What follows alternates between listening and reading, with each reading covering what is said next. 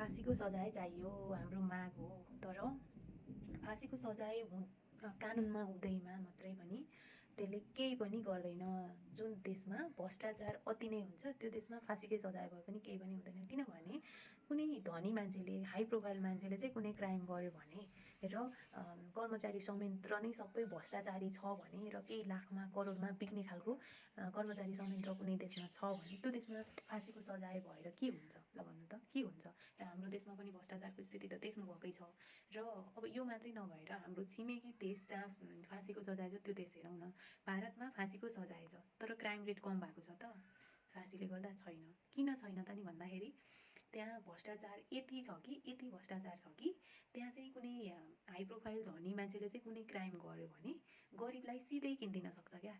किन कसरी किनिदिन्छ भन्दाखेरि चाहिँ हाई प्रोफाइलले कुनै क्राइम गर्छ, यस्तो खालको जुन कुनै पनि क्राइम गर्छ, अनि गरिबहरू चाहिँ कस्तो छ भने इन्डियामा चाहिँ गरिब र धनीको बिचको ग्याप यति धेरै छ कि होइन, त्यो गरिब चाहिँ गरिबीमै गाडिराखेको छ भने धनी चाहिँ धनी धनी धनी धनी भइरहेछ क्या।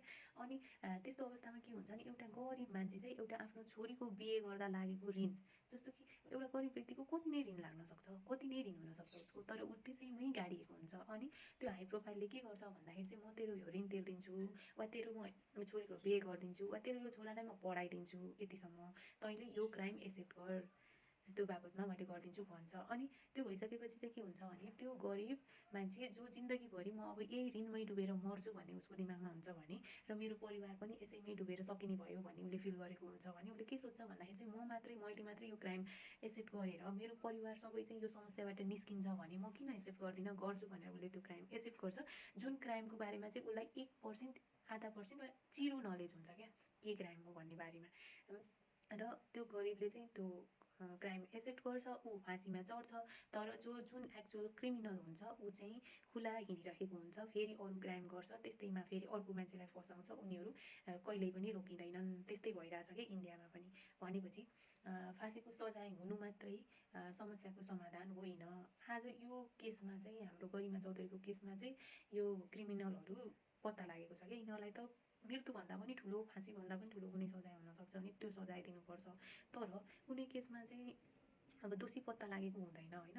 अनि खोजी गर्दै जाँदाखेरि चाहिँ त्यो जुन क्राइम गरेको हुन्छ उसले त आफ्नो सबुतहरू चाहिँ लुकाउँदै गइरहेको हुन्छ भने अब यता होइन प्रशासनले चाहिँ सबुत खोजिरहेको हुन्छ। हो त्यस्तो अवस्थामा चाहिँ अब त्यो क्रिमिनल चाहिँ बचेर कुनै सोझो मान्छेलाई त्यो केसमा फसाइएर फाँसी, कुनै एउटा सोझो मान्छे जसले त्यो क्राइमको बारेमा चाहिँ थाहा नै छैन त्यो मान्छे चाहिँ त्यो फाँसीको सजायमा पर्यो भने कस्तो हुनसक्छ अवस्था, त्यो पनि त बुझ्नु पऱ्यो। अनि कतिपय सन्धि सम्झौताहरू हुँदो रहेछन् कि त्यस्ता सन्धि सम्झौताहरूले चाहिँ यो कानुन बनाउन नपाइने भनेर रोक लगाएको हुँदो रहेछ। अब अहिले यो सरकारले चाहिँ निर्णय गरेन, केही गरेन, कामै गरेन, झन् हामीले ल्याएको नयाँ सरकार, हामीले भनेको गर्छ भनेर ल्याएको सरकारले केही गरेन, केही बोलेन, बालेन सरकार बोलेन, सबै उस्तै रहेछन्, पहिलाको भन्दा के फरक भयो त, पहिलेको आए ठिक हुन्छ भन्ने टाइपको पनि कति अभिव्यक्तिहरू मैले देखेँ कि। तर सरकारले त्यो विषयमा कति रिसर्चहरू गरिरहेको छ क्या अहिले पनि।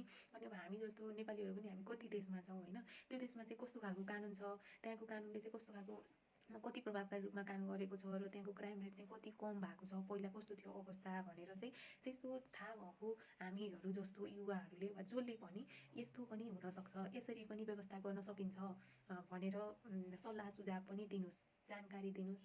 अनि त्यसले चाहिँ निर्णय गर्न सजिलो होस् होइन।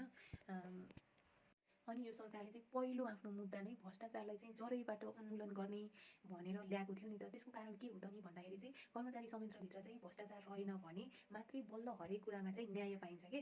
अब कुनै कुरामा न्याय माग्नु गएको छ, प्रशासनमा भएका मान्छेहरू चाहिँ भ्रष्टाचारी छन् र उनीहरूले चाहिँ केही पैसाको लोभमा नै त्यो पीडितलाई चाहिँ न्याय नदिएर चाहिँ जसले चाहिँ क्राइम गरेको हुन्छ उसको पक्षमा चाहिँ काम गरिदियो भने त त्यहाँ त न्याय पाउने त कुनै पनि चान्सेसै हुँदैन। त्यही भएर चाहिँ भ्रष्टाचारको अन्त्य हुनु भनेको हरेक समस्याको समाधान हुनु हो क्या।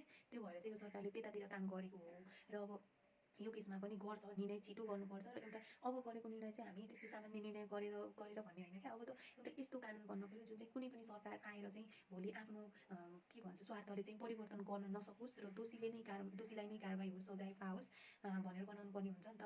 त्यो भएर एउटा यस्तो ठोस कानुन बनाइदियोस्, बरु केही दिन समय लियोस्, तर यति कडा कानुन बनाइदियोस् कि भोलि अबदेखि चाहिँ यस्तो क्राइम गर्ने त केही सोच्न पनि नसकोस् क्या। त्यस्तो खालको सजाय हुनु पऱ्यो, हामी त्यति चाहन्छौँ।